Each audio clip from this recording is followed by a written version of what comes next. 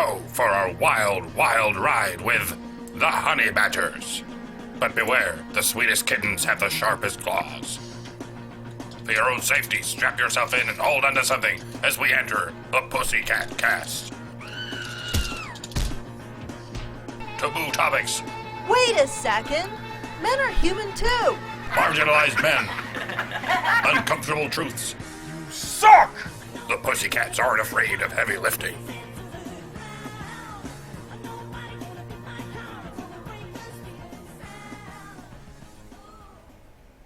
Rated X.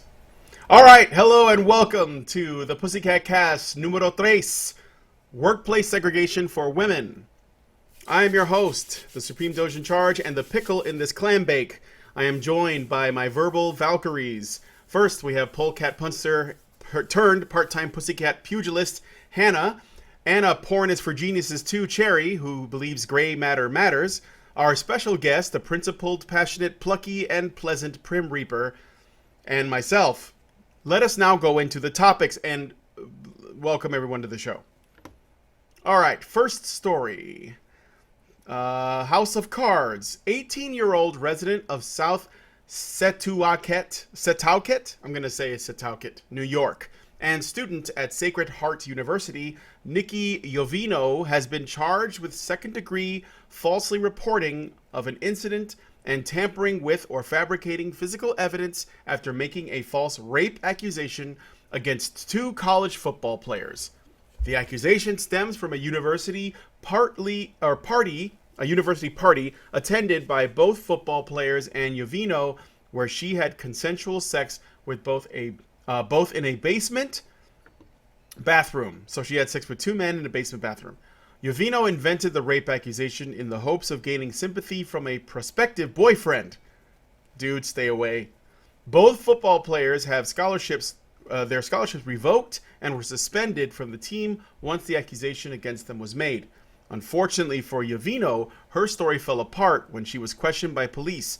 A female student at the same party told police that Jovino was the one who propositioned both men for sex initially. According to the affidavit, Jovino admitted that she made up the allegation of sexual assault against those football players because it was the first thing that came to mind, and she didn't want to lose this other male student as a friend and also potential boyfriend. She stated that she believed when the other male student heard the allegation, it would make him angry and sympathetic to her. Jovino was released on $5,000 bond and could face up to 5 years in prison if she is convicted of tampering with evidence. So that is the first story. You guys have any thoughts or questions? I have the article in front of me if we need to look anything up. Well, but the solid thing is that once her story started to fall apart, she made an admission, right? Yes. So that's pretty solid evidence. That's the one thing that strikes me about, like, feminists make a big deal about false accusations being prosecuted, being something that might scare genuine victims away from reporting. But the thing is, if you hold false accusers to the same standard of evidence, if you hold prosecution of false accusers to the same standard of evidence for any other crime, then unless your accusation can be conclusively proved false, you're not at risk. Mm-hmm. That's my only take on it. It debunks the feminist claim that this would scare accusers who had a genuine accusation away from reporting crimes to police. Someone in the chat asked, what would have happened to the men if they were actually found guilty or convicted of rape? Because this is a false rape accusation. Well, it depends on where did this happen again? New York. Yeah, I think there's pretty heavy sentencing for rape in the United States. Depending on depending on the circumstances, they can go to jail for years and years. It could have been because there were two men that she slept with. It could have been considered a gang rape. I don't know if that's considered worse or not. Yeah, the circumstances that compounds it. Whether or not they used a weapon can compound it. Whether or not it can be compounded if they used physical force versus whether it was a drunk situation. Because it shows more intent if they were sober and used weapons than if everybody was drunk and they did something stupid and then they still get convicted of rape. So it's they could have been in some real deep shit. Yeah, I'm looking it up right now. The sentence for being convicted of rape in the first degree is up to 25 years in prison. Yeah, and this is why it is so serious when you file a false charge. You're not just putting somebody through an investigation that doesn't cause them any problems in their lives. And the thing is, there will be people on that campus who will think these guys got away with doing something bad, even though she came out and confessed that she filed a false charge. And that's it in every case. Even when the guy is exonerated, there are still people in his life who treat him like he should have been convicted. And I'm not saying that every conviction is proof of guilt and every exoneration is proof of innocence, but an exoneration is proof that there wasn't proof of guilt. And it's not right or fair to claim that a person is still guilty if they've been exonerated. But it happens. Mm-hmm. And it makes it that much worse to knowingly falsely accuse someone. Prim, you wanted to add? I just love how you said at the very beginning, oh yeah, this was the first thing that came to mind. It's just, I'll just accuse these guys of rape because I don't want to lose this other guy, rather than just maybe not sleeping with other guys if you're trying to get this one guy interested in you. Just maybe, That is super weird. I was, when I saw that story and I saw that there was a man that she wanted to stay friends with, but hopefully down the line get involved with romantically, but not right now. I want to bone these two football players right now. And then accuse them for rape. And then accuse them of rape because I don't want this guy to find out because then it might ruin my chances later. That is... Yeah, because then she'd be some sort of girl that just gets down with guys for fun. She's not girlfriend material, right? Yeah, you wouldn't want to be a slut. Or do.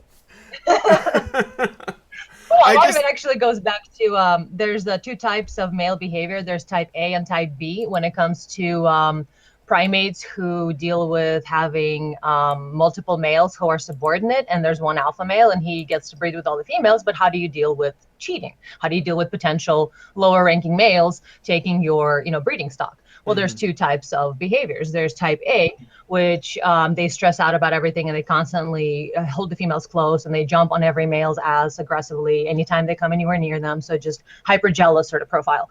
On the other hand, you have type B that completely is relaxed, doesn't give a fuck. Everyone can fuck around them. Everyone can do whatever the fuck they want, but he still gets to breed more because women still do choose him as being the alpha male. But he has a better quality of life for being much more relaxed. And so yeah, I think we should just all do the second thing.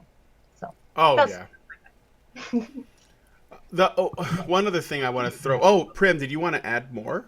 Well, yeah, I was just gonna say, if you want to sleep around, then go for it, but just accept the consequences of that. There might be some people that might not be interested, Yeah.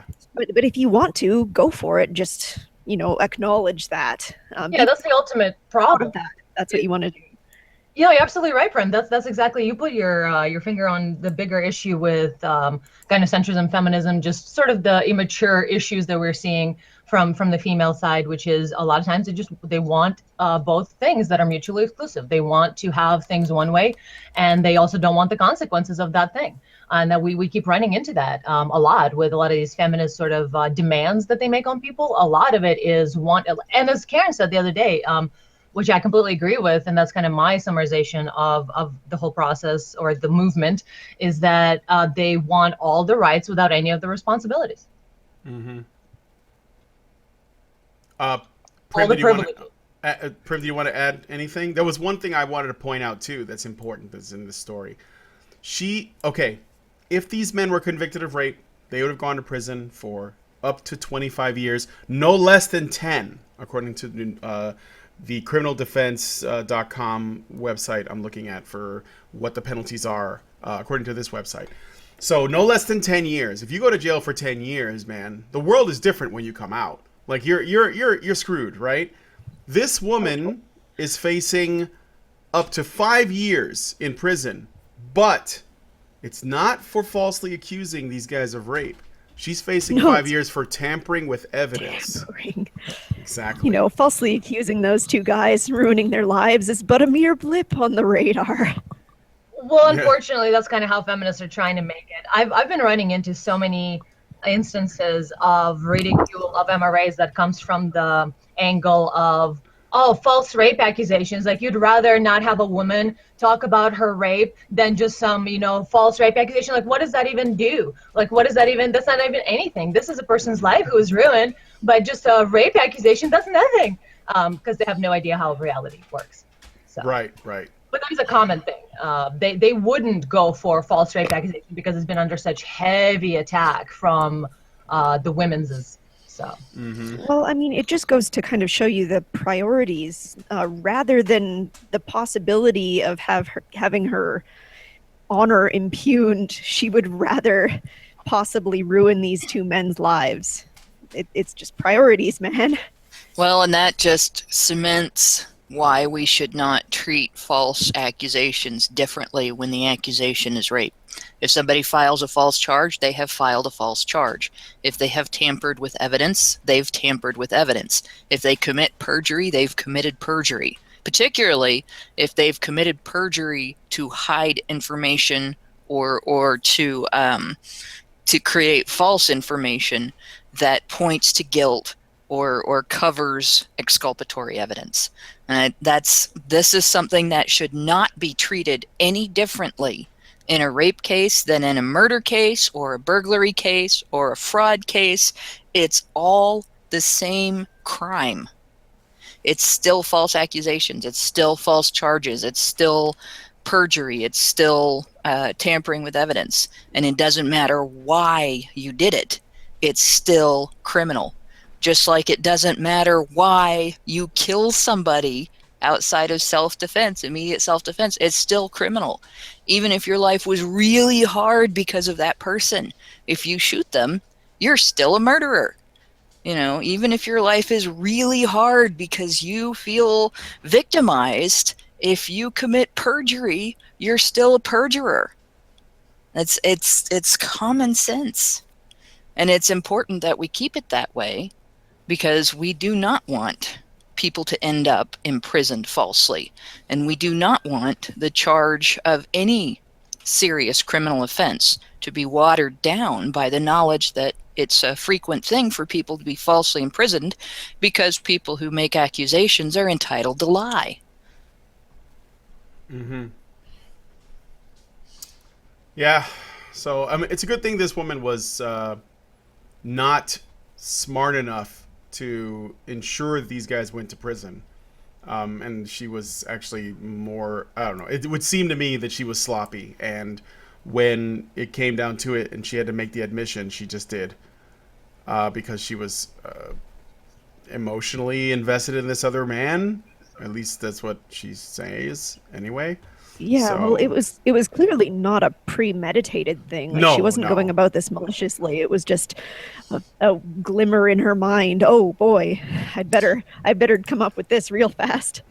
I would say there are varying degrees of malicious in this instance. She probably didn't feel malicious when she did it. She probably didn't think of it as intent to hurt these guys. She just didn't care what she did to them. Mm-hmm. And I would say all three guys dodged a bullet. Because imagine being in a relationship with this woman, just for a moment. Imagine being in a relationship with a person who feels entitled to sacrifice other people's freedom to manipulate you. Talk about a mountain of eggshells, huh? You want to get MGTOW? Because that's how you get MGTOW.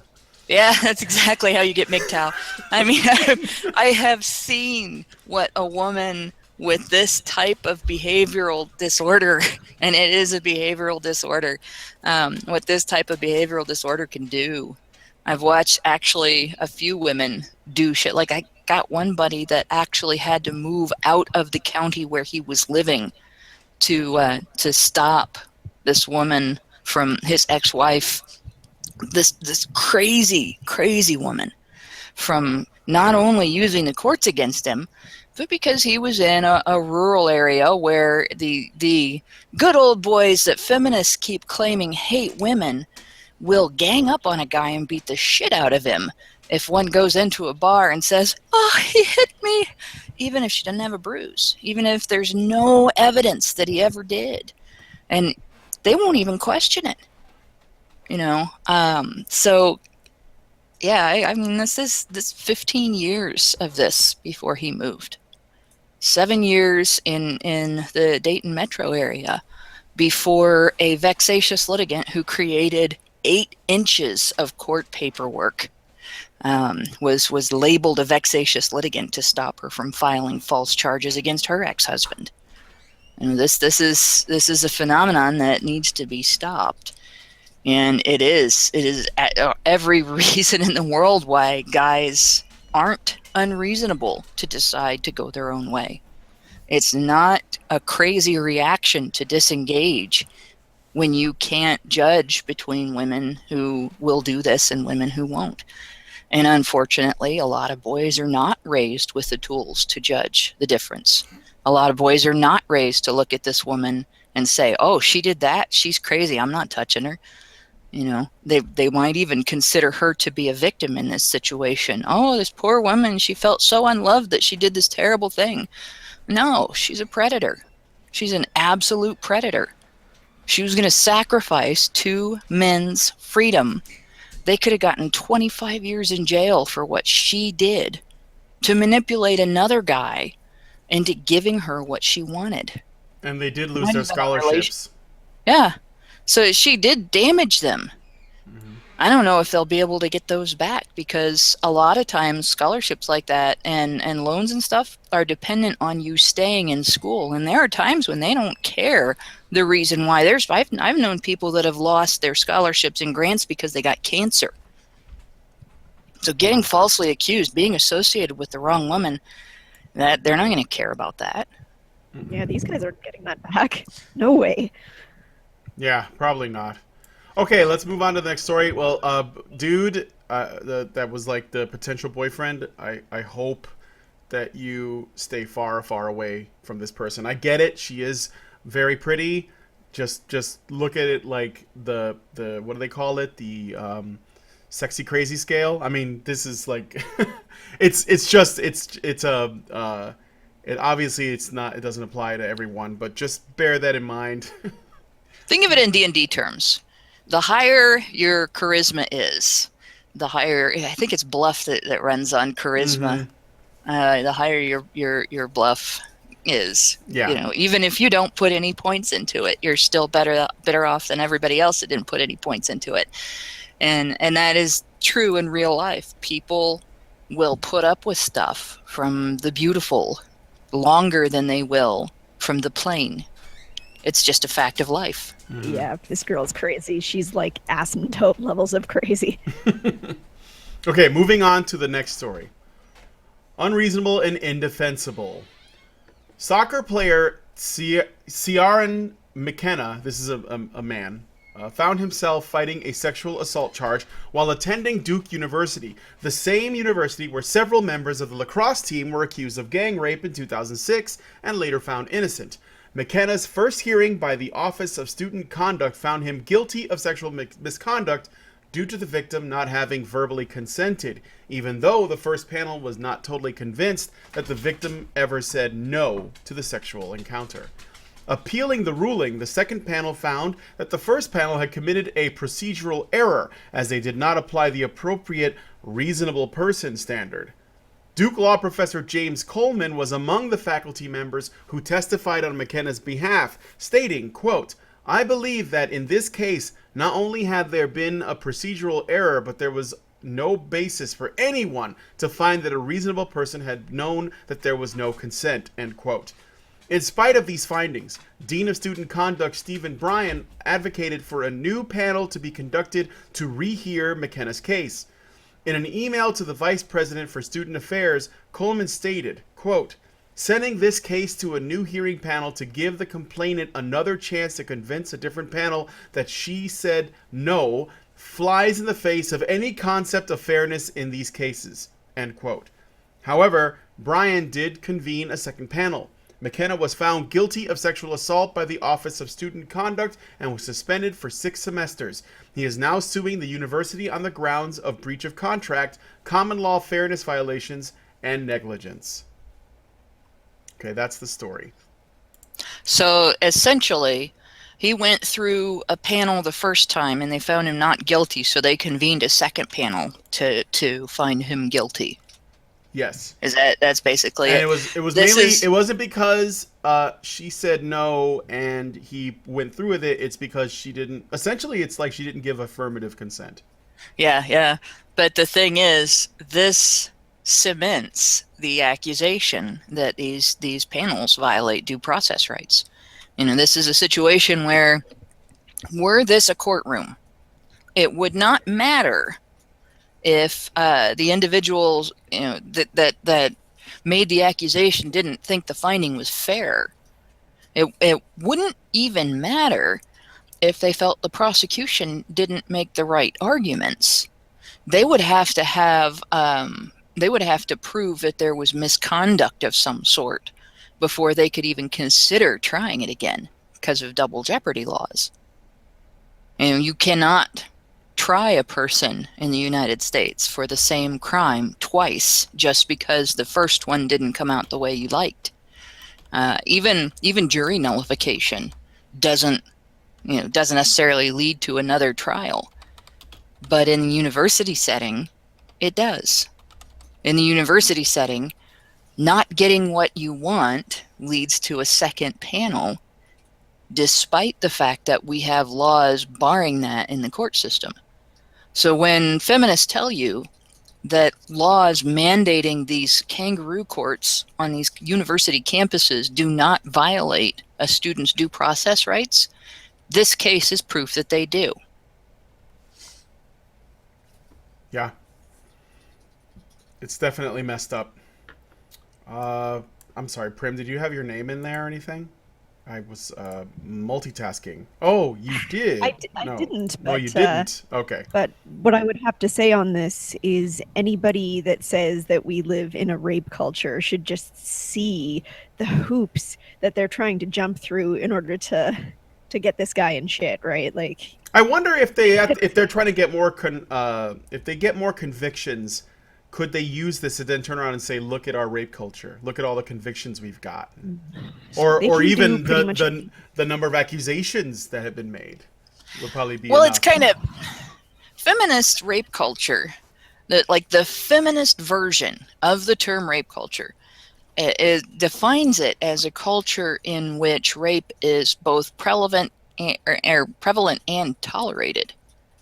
It's actually supposed to be considered condoned by society, that there's a pervasive attitude that leads to people not dealing with it when it happens. Multiple convictions contradicts that, and yet that's constantly what they throw up as evidence of a rape culture. The feminist rape culture narrative is a social construct. They talk about gender being a social construct and therefore not being a real thing, and you can identify as anything you want, right down to being a cat person. But the fact is, feminist rape culture narrative is a social construct. It's not a real thing. It's just a belief. They talk about everything being a social construct, right? But yeah, the whole thing, you can just see by these examples, it's clearly not a real thing. I don't know how they could even possibly claim it's a real thing. They think guys having a joke but amongst each other is evidence of acceptance of rape. Look at these stories that we've covered already tonight. There's no way. Well, and they also seem to fail to consider the possibility that the treatment of male victims of female perpetrators might be a real rape culture. Like, the only rape culture we have in the United States is the fact that in feminist-led research, male victims specifically of female perpetrators specifically are actually deliberately ignored via definitions created for the purpose of cutting them out of the equation. That's a rape culture. That's tolerance for rape. That's a pervasive attitude, a belief that it's not the same when a woman does it to a man. But we don't have to deal with that, you know? Mhm. We don't have to talk about that because they don't want to. On the other end, anytime a woman makes an accusation, if she's not believed, even if evidence comes out later to prove that she lied, it's rape culture because we didn't believe her, and you should never doubt a victim, you know, unless he's a guy. And it's just so the hypocrisy and the ridiculous level of obvious hatred there. Like, all men are automatically guilty, and But listen we and don't believe. care if they're victims. That's absolute hatred, and it's an absolute social construct. Yep. Anata K in the chat asked if we have perjury laws in the U.S. We do. Yes. Here's the thing. Perjury is considered a serious offense as it can be used to usurp the power of the courts, resulting in miscarriages of justice. But it's extremely difficult to actually prove because you have to prove intent. The sentence for perjury is up to 5 years in prison and fines. The punishment does vary from state to state, but it is considered a felony and not a misdemeanor. But as I said before, it can be very difficult to prove. Right. The hard part is proving that the person did not believe what they were saying was true. You know, it's harder to prove what someone did or did not believe. Now, you can prove it if you've got video evidence. You can prove it if they confess to it. But if somebody gives their point of view to a particular circumstance, and later you come back and say, well, I judge that point of view to be wrong. Being wrong isn't lying. It's being wrong. And unfortunately, in today's society, a lot of women have been taught to view things that are not rape as if they are rape. Where, you know, you and a guy get drunk together, and you're both at the same blood alcohol content, and you have sex. He's a rapist and you're not. You know, you're a victim and he's not. Come on. But feminists will tell you that that's the case, and women will make accusations based on that. Are they liars or are they wrong? You know, there's a lot of things we have to address in today's society that really need a lot of discussion, and they really need to be fixed. We can't deal with all of them with perjury laws. Now, in this case, that was if she went to court and she said that those guys had raped her after confessing that she knowingly made up that story, you know, that's perjury.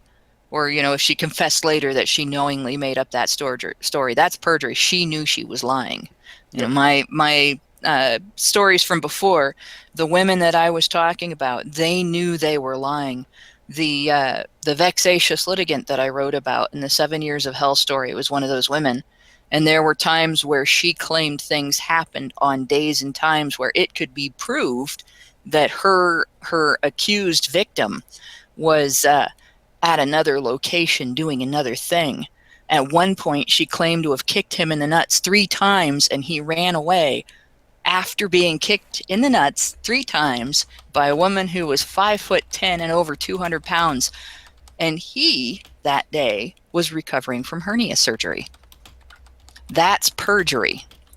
She knew that didn't happen. It was demonstrably provable that that didn't happen. You know, but if the 2 people had had sex and she later on regretted it, and her feminist buddies at school convinced her that that regret constituted a lack of consent, and she goes to her counselor and says, I didn't say yes, that's her being stupid. But it's not necessarily her lying. It's her being ideologically stupid. And that needs an entirely different set of responses. We need to teach people to be more honest with themselves and more honest about their situations. We can't use perjury laws to deal with that.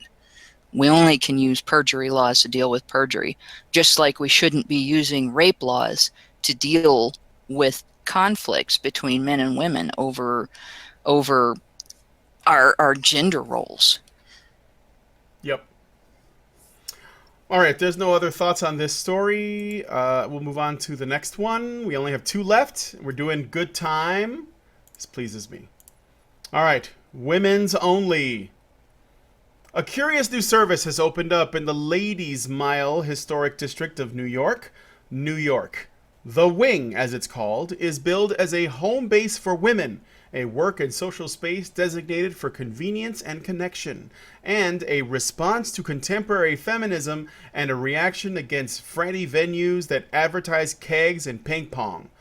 The location offers amenities such as a living room, a library, workspace, showers, makeup rooms, hair care, Wi-Fi storage, and even a lactation room. Ew.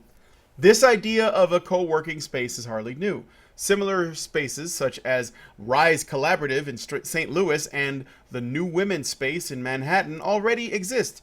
Wing founder Audrey Gelman states in regards to women's clubs, quote, "We're resurrecting the concept," end quote. The concept as a business also seems quite lucrative as members' fees run at $215 per month or up to $2,250 annually. One has to wonder how things would go for a company providing this kind of service to the opposite gender. Something tells me not so well. Ooh, I want to say something. Go for it. On one hand, that sounds epic, and secondly, hey, take back that ew about lactation, all right? Because it's a natural process. It is. It's beautiful. It feeds a baby.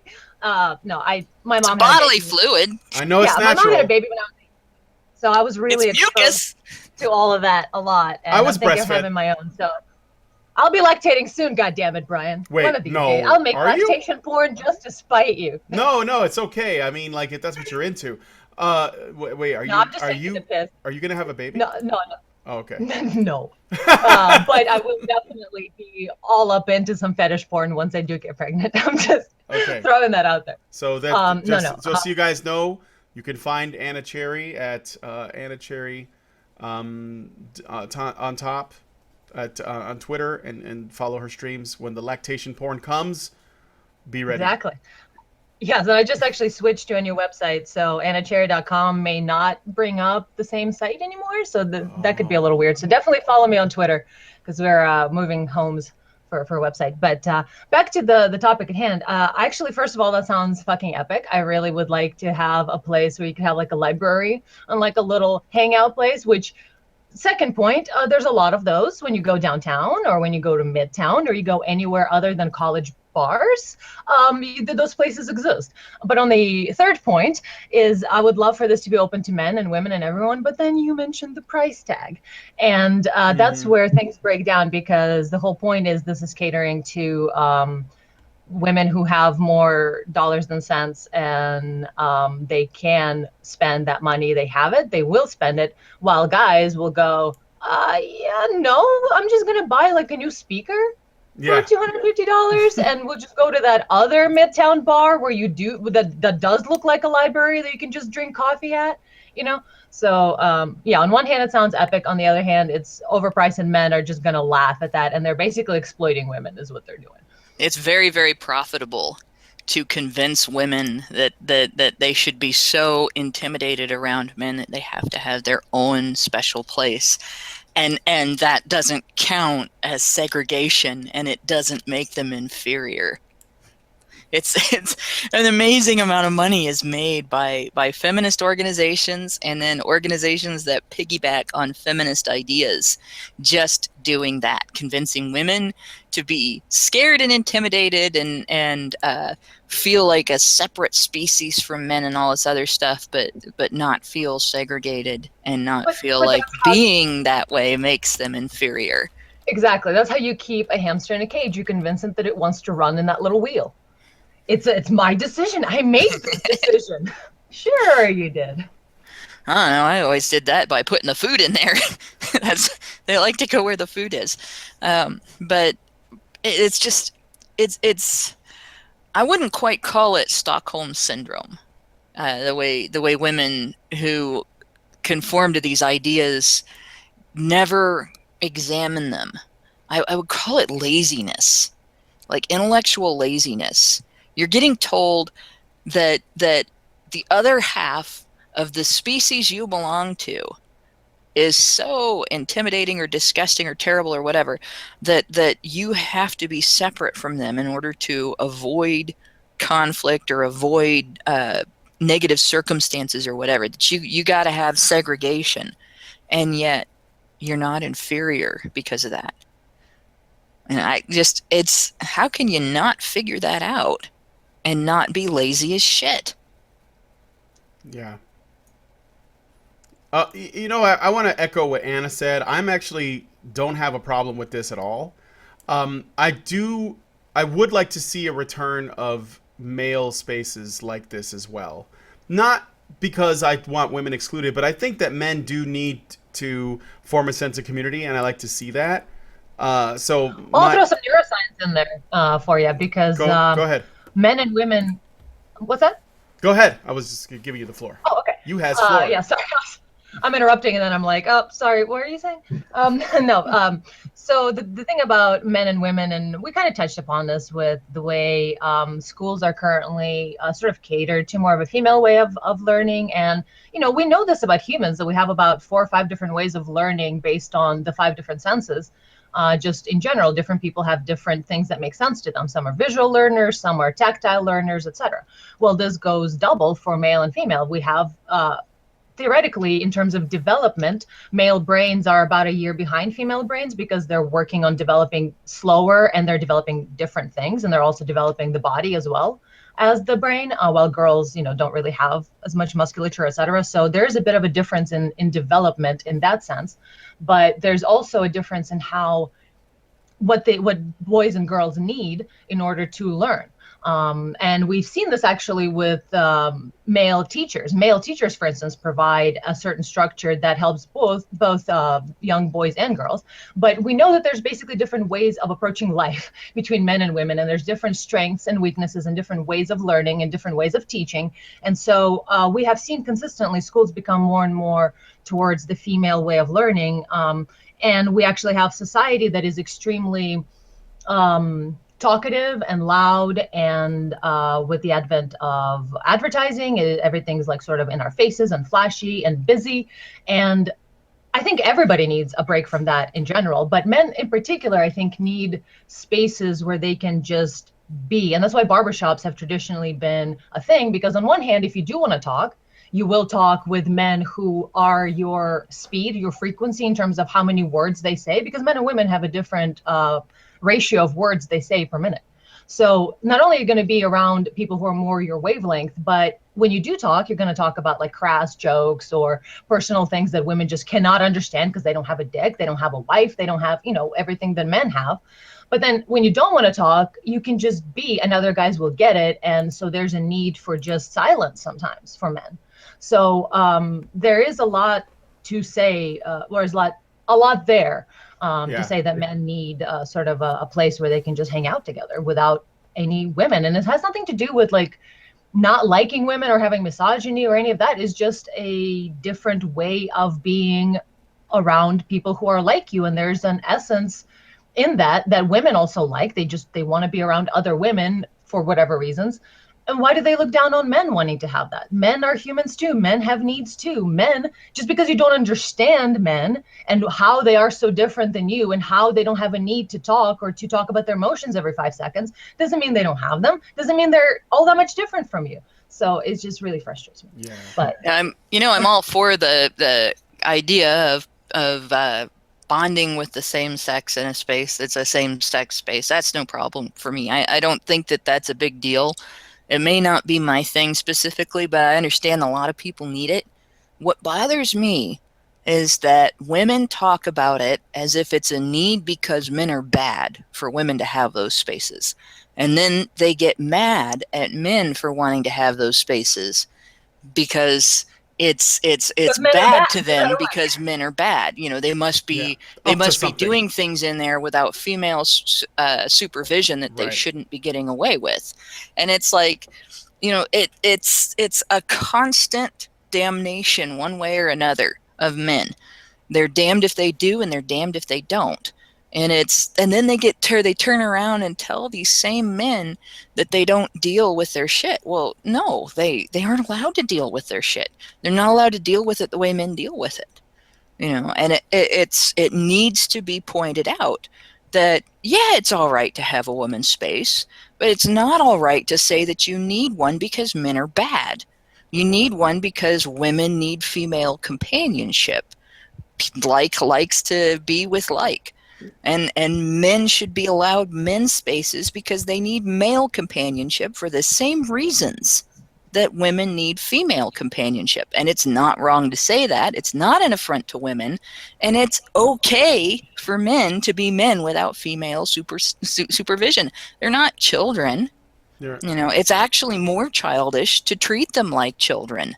I want to get in here real quick. Doesn't it also imply that if women are either being told or convinced, or they believe themselves that the only reason why they need female spaces with other women is so that they can feel safe away from men, does that not also suggest that women would not hang around each other otherwise?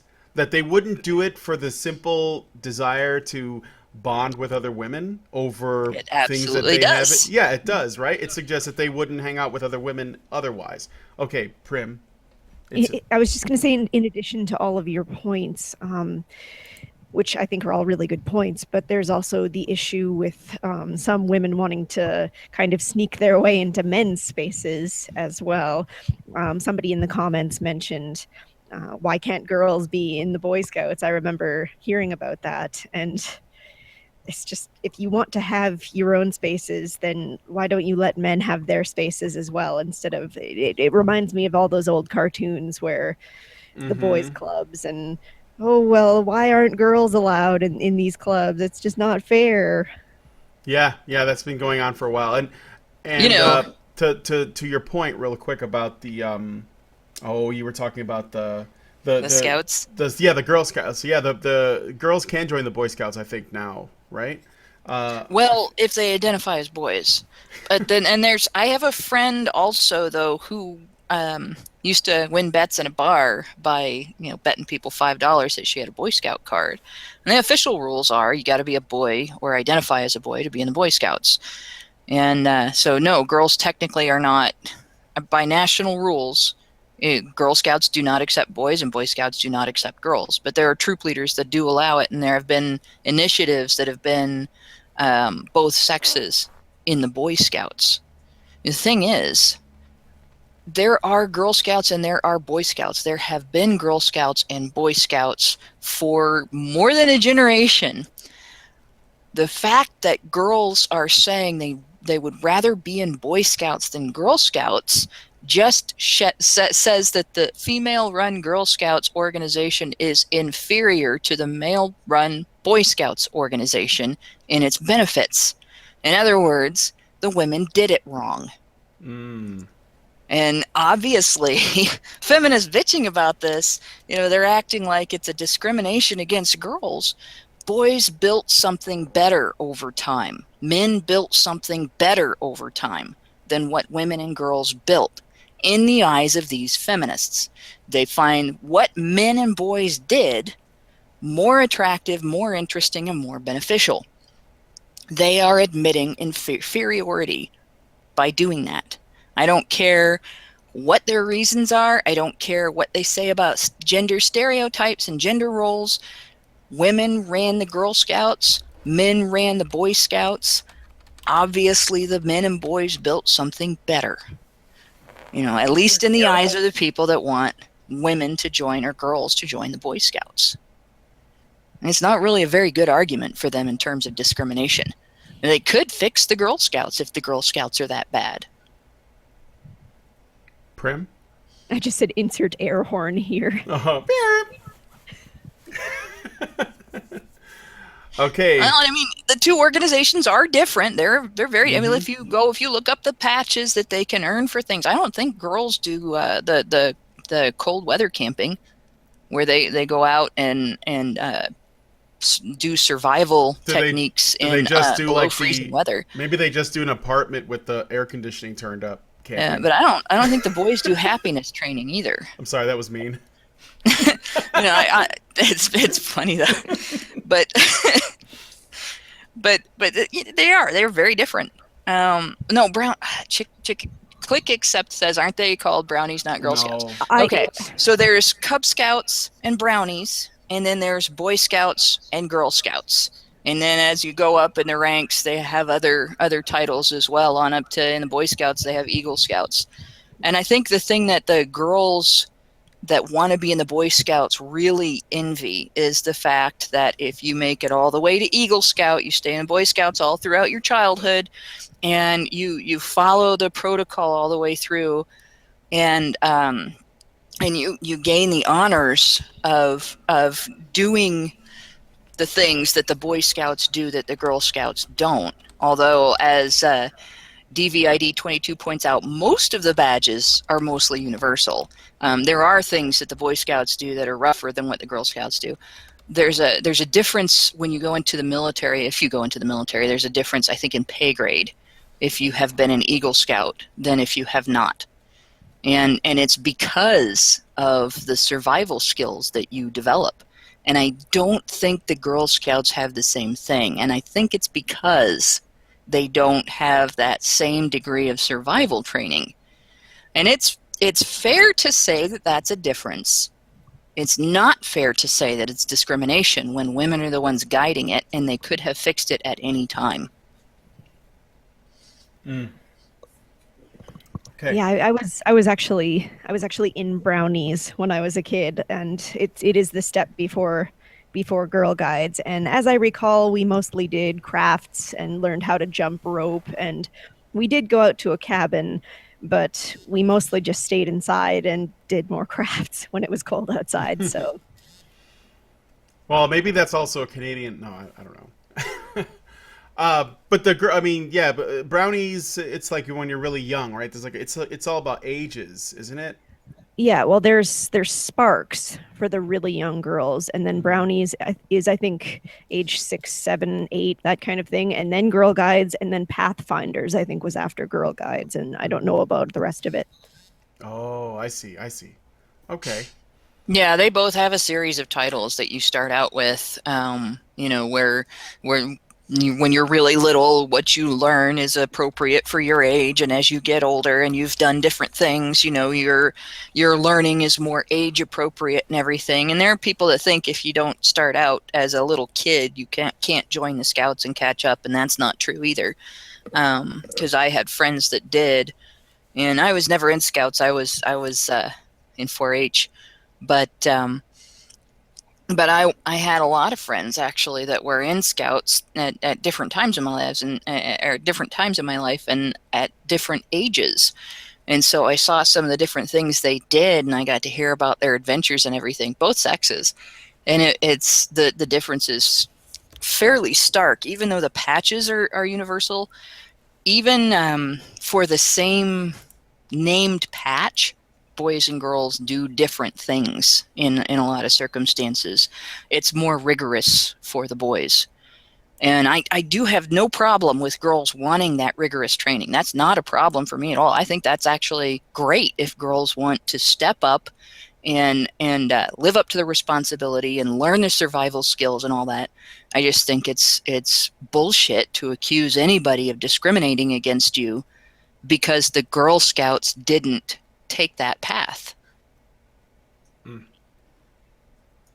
All right. Well, let's move on to the last story.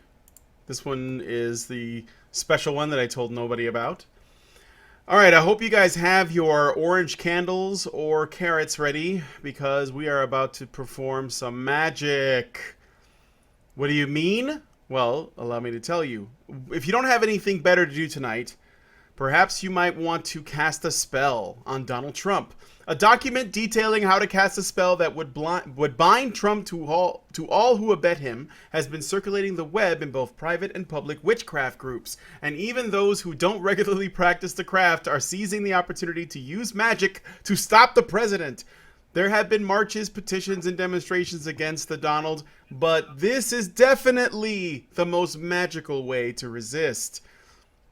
The ritual is to be done at the stroke of midnight on the waning crescent moon ritual days, which are February 24th, March 26th, April 24th, May 23rd, June 21st, etc., until Trump leaves office. Will it work? Honestly, there's only one way to find out, but hey, you watch Hocus Pocus a million times for nothing, or you didn't watch Hocus Pocus a million times for nothing, so here's how to cast a spell on the Donald. You're going to need one unflattering photo of Trump, aka take any picture of him, a Tower tarot card, a tiny stub of an orange candle, a pin or a small nail, a white candle representing the element of fire, a small bowl of water representing water, a small bowl of salt which represents earth, and a feather which represents air, matches or a lighter, and an ashtray or a dish of sand. Optional items include fool's gold, sulfur, and black thread. The document also says that you can substitute an orange candle for the baby carrot if you wish. Next, you carve his name into the candle. With the pin, arrange the other items in a pleasing circle and lean the tarot card onto something so it is standing up vertically. By the way, the Tower card represents dangerous encounters on a journey and a great calamity.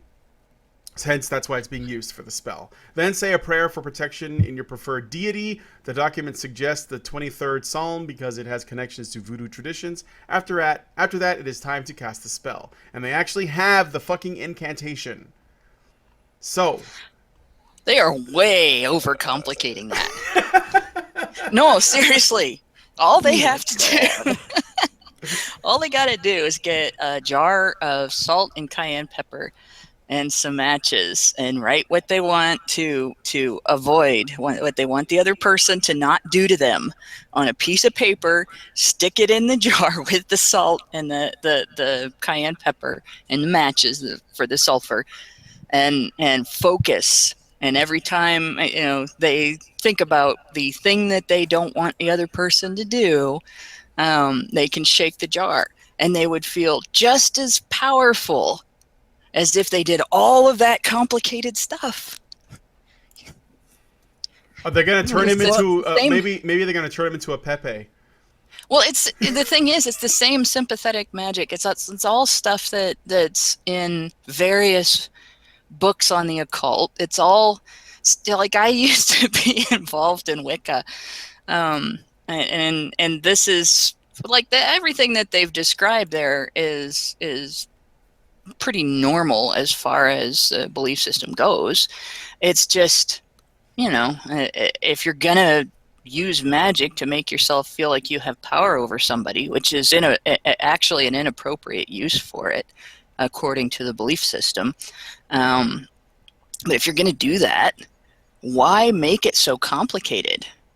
Why do you have to go through all of those steps when there are much simpler spells that make you feel the same way? And 90% of it, that's what it's about.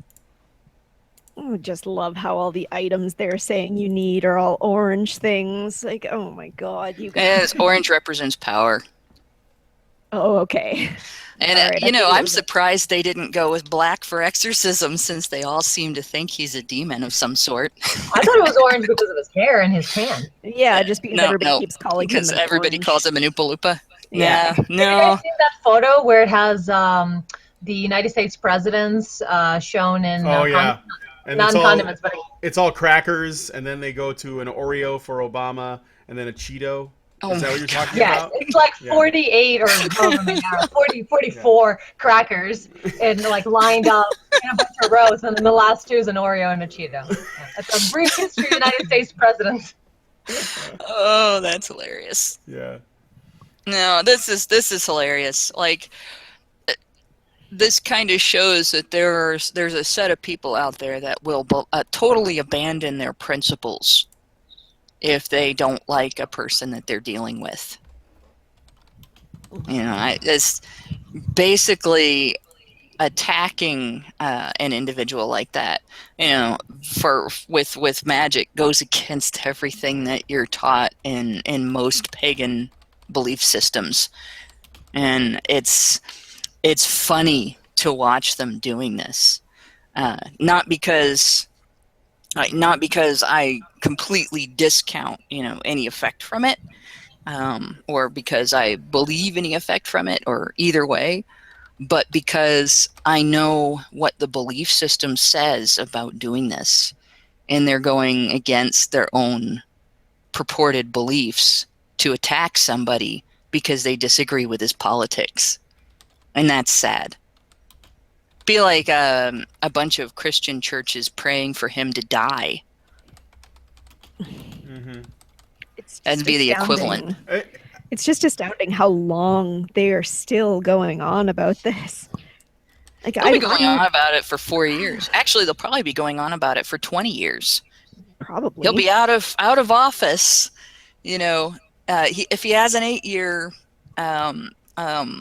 term, 2 terms in office, he'll be out of office for 12 years, and they'll still be bitching about him. Hell, they're still bitching about Reagan. He's dead. But he is. But when they killed him, he became more powerful than you could possibly imagine. I know. That's about Hitler. Like, what? Fuck that, man. Like, that guy's been gone for so long. Yeah. Well, the thing is, they're still bitching about Reagan as if he has influence on today's politics that he doesn't have. I mean, the beliefs that Reagan operated on exist outside of Reagan. They existed prior to his existence, and they continued after his existence. But there are people in the United States that are still bitter about him in ways that are absolutely ridiculous. And it's fine to criticize his actions and talk about their effects and what changed because of him, and what had to be what changed back after it was undone and things like that. But seriously, people still they summon Reagan into conversations about modern politics as if there's any meaning to doing so, and I expect the same thing to happen with Trump, because he's going to continue to make the changes he's changing. He's going to continue to affect politics, the landscape of politics in general, in a way that the left is very upset about. And when I say the left, I'm talking about the progressive left, because the classic liberal is great. I wish we had more outspoken classic liberals and fewer amen. outspoken for sure. But but yeah, this is we'll hear about Donald Trump. Like, my grandkids are going to be going, who? And people will have to explain to them why they're so bitter about Trump. Like you were saying with the classical liberal, I fancy myself a classical liberal, but in order to, unfortunately, a lot of people are kind of using liberal as sort of a swear word these days. So in order to avoid a lot of accusations, I basically say that I'm just left of center. And with how people are referring to liberal in the common parlance these days, I feel like I am probably closer to center than a lot of those guys, so it's kind of just works out that way. Well, I found it. There's a lot of conflation between progressives, leftists, liberals, and even communists. They get lumped in together a lot, and the words get used interchangeably, and I don't think that's fair. And I think that it's important to be clear about, your words. So I don't have, I'm, socially very liberal. So I don't have a problem with that at all. And I try to be clear when I'm talking to people. If I say, well, yeah, I am a liberal, really, I'm all about but I'm all about the government leaving me alone, which would make me libertarian in many ways too. But I don't think that those things are mutually exclusive. And I guess it's just about the language, I think. I saw a Rubin report where he had Dennis Prager on. And Dennis Prager, we know, is a conservative and a religious guy and stuff. And he was talking to him. But Prager was very fair where he said when he makes criticisms of the left, he's not talking about liberals, because Rubin was using them a bit interchangeably. He was like, well, I consider myself liberal. But then he was, saying that. And Prager was like, look, I don't have a problem with liberals. I consider myself a liberal in many ways. My issue is with leftists, and there's a difference. And I guess when I heard that, I said, you know what? I'm not going to go to where he's going because I don't really know where he's coming from when he uses that term, like if he's intended to be a pejorative. But I will try to bring more nuance when I talk about these things both on the left and the right, and anything that doesn't quite fit in neatly into either of those two things, which is a lot. So Yeah. Well, that's kind of the danger of using labels as well, like being really, really into using a label, because there are things from a lot of different parties that I can kind of pick and choose that I see the merits to. So that makes it tough too. I think that's most people. They usually pick and choose where they stand on certain issues, and they also tend to say that if they're honest with themselves, there'll probably be a large number of issues where they're like, well, I kind of lean this way, but I'm open to new information that might change my mind. And I think that to make it so black and white, I don't know if that's something that we tend to do on top of what the media tends to do, but I don't think people are like that. They're definitely far more complex, and you have to talk to them even on a issue that some people might consider to be a foregone conclusion, like say climate change or abortion. People most of the time, they will sit somewhere close to the middle, although they've probably chosen an argument. They might say, well, I'm pro-life or I'm pro-choice, but they have most of the time they have some kind of logical conclusion, and they're often open to ideas that may challenge those conclusions. And I think that for us to assume where someone is, that they're locked into their position, I don't think that's entirely accurate. I think that there are pundits that do it. I think there are personalities that we find online, on YouTube, or in comment section, or on Twitter, or whatever. But I think that the average person is, they're probably pretty soft on where they stand, and they're open to new info. So. And the thing that has happened, I think, is that we've gotten to a point where one narrow viewpoint on each end has been made the definition of a particular label. Mm-hmm. And so you have people confusing libertarianism and anarchy, and people confusing conservatism and religious traditionalism, and people confusing liberalism and progressivism. And we've gotten to a point where we need to sort of revamp what we are calling ourselves. Well, because I don't fit neatly into any of those categories, but I'm probably the closest to libertarian than I am to any of those other things. And the classic liberal, because there have been people that are in the chat that were asking, what does a classic liberal constitute? And from my understanding of liberalism, the classic liberal, the baby boomer and back generation of just liberal rather than the progressive liberal, is the person who believes in your right to make your own decisions about the life that you lead without people persecuting you for being different, and the person who takes a charitable attitude to people in rough circumstances. But they're not necessarily the individuals that take that to the degree that the progressive takes, where there's the progressive stack and there has to be a caste system based on that progressive stack, and there has to be a huge burgeoning welfare system based on the idea that people in general can't take care of themselves.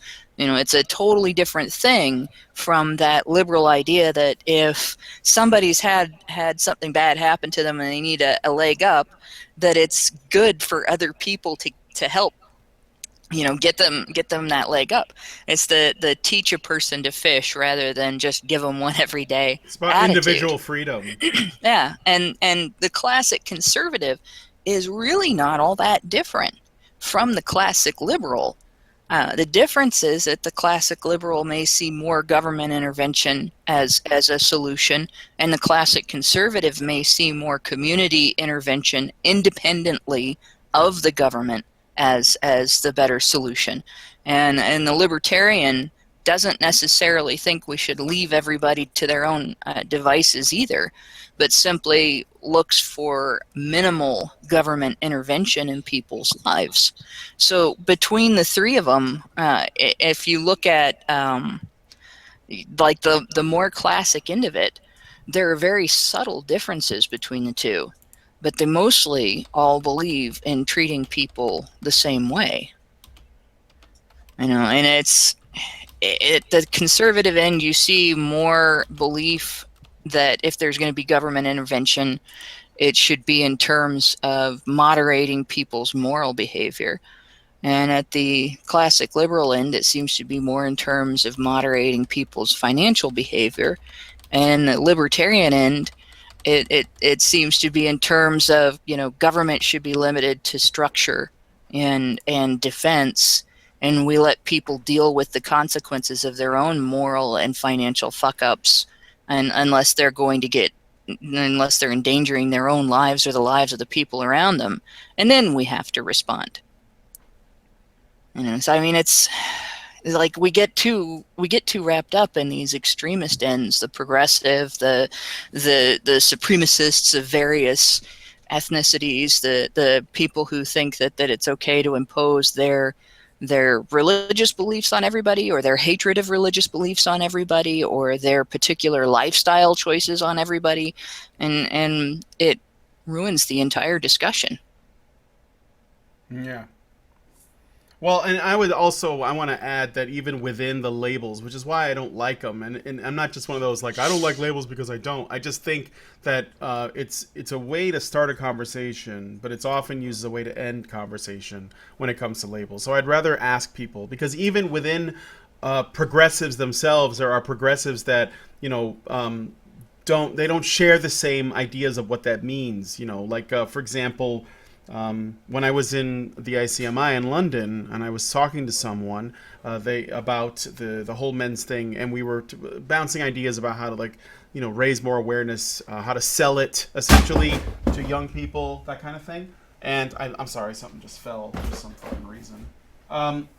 They said, well, the thing about men's rights is it's a real progressive issue, because it's something that no one ever talks about. So you could actually sell it as a real progressive issue.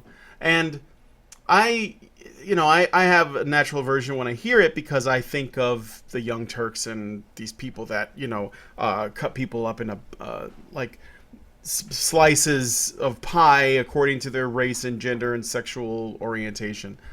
But I can see where that person's coming from, and they consider themselves to be a progressive. And I met a person who took really good care of Mike and I when we went to LA for the Red Pill screening, and he also considered himself a progressive, but he was also very much in favor, of men's issues being raised and discussed. So my point of that is that even within the groups that would necessarily fall under an umbrella with a label, it's important for us to be more curious and ask questions and engage them in conversation before we assume what their beliefs are, simply because they may call themselves something.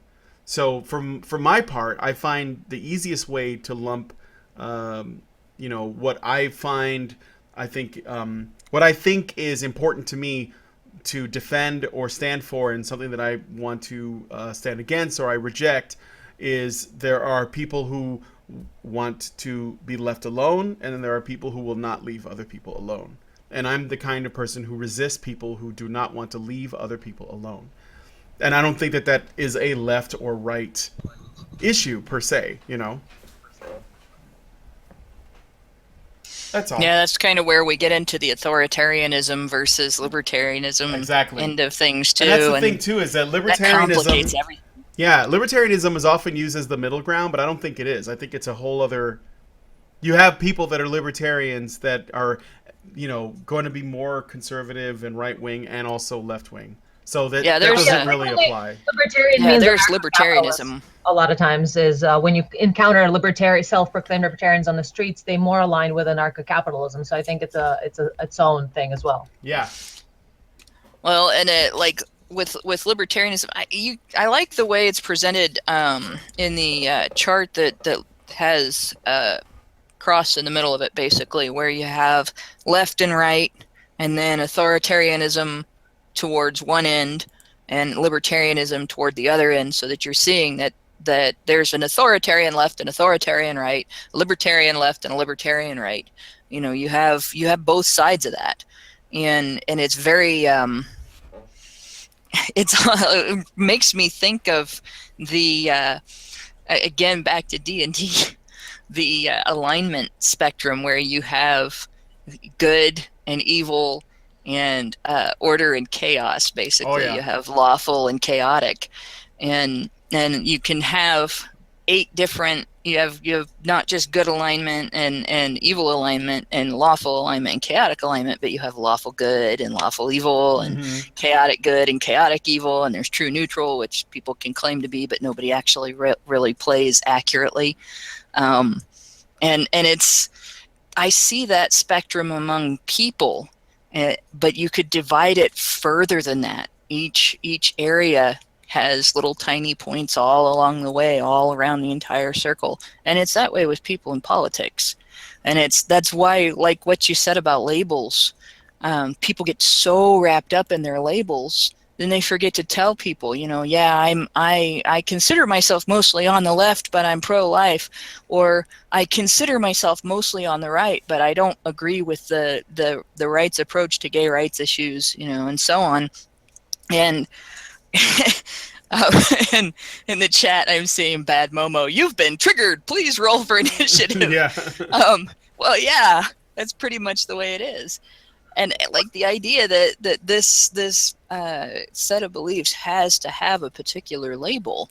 Like, I don't think you could put a label exactly on my set of beliefs and have it be 100% accurate. I have an idea, but I want to let Anna or Cherry say something, because I think she put her name in. Go ahead. Yeah, I just wanted to. I think it's. I really like that thing too, with the 4 squares and all of that. I think authoritarian and libertarian may not necessarily be the most ideal labels, but I understand where people are coming from. It's like wanting to be left alone versus not leaving people alone. Like, it's what it stands for. It's a placeholder. But I think in order to accurately, for that graph, in order to accurately represent reality, or sort of where we are right now and what we're trying to accomplish with even having that graph, is we need to account for a lot of it is wrapped up in economics. Let's face it. A lot of the tension between all of 4 of these sides, it has to do with resources, economy. How do we divide things? So I think we need to add, instead of like dividing into tiny little bits and pieces between all humans, what I think we need to do in order to kind of unify it and make it a relevant system that we can actually do something with, is to add to add another dimension, to add a 3rd dimension. So we have the left and the right, and then we have the top and the bottom, and then we also need to have the sort of the deep and the shallow, I guess. I don't know, the 3rd dimension of, is it culturally conservative or liberal, or is it fiscally conservative or liberal? It's almost like and 2 Karen separate really charts, almost. Yeah. Well, you could make a crossbar going through it like a jack. And if you did a 3rd dimension, although I would say a 3rd dimension would be, because you have authoritarian, you have libertarian, you have conservative, you have liberal. I would say the 3rd one would be collectivist versus individualist. And it's not the same as authoritarian versus libertarian, because there are libertarian collectivists that believe that should be a thing that people just cooperate on, not something that they're forced into. Well, yeah, that actually goes back to kind of what I was saying about I didn't found on it. The fiscal and the liberal thing, the conservative and the liberal fiscal versus cultural is something that Karen brought up actually with the Canada election went. So you have a liberal sort of federal government, which makes it fiscally liberal, and that's not necessarily the best idea or whatever. But then you have the local government, which is conservative, and Karen would have liked to have it the other way around. So that's something that made me think about this. And what observing cultures that have lasted for a long time, such as Asian cultures, like Chinese, for instance, and ones like that, they have, it seems to me, they have a really strong cultural conservatism, which they're more traditional, they're more reserved, they're more, they're very nationalist. Yeah. But they also kind of preserve their culture in a way because of that. But on the other hand, they're fiscally liberal, meaning they provide social assistance, they provide money for. They're communists, they're collectivists.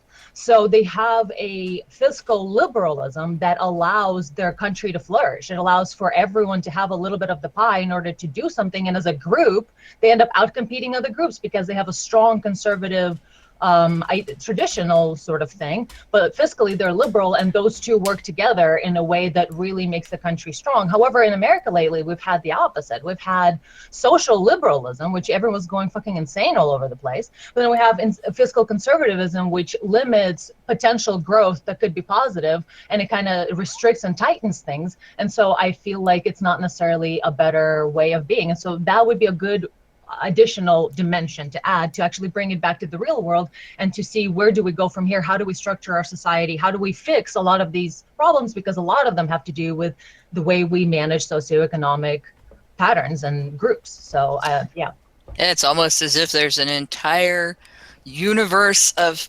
different beliefs and attitudes and experiences, and then people's responses to those experiences and everything that influence the way people look at the world and respond to the world, and the opinions they might form on how the world works. Yeah.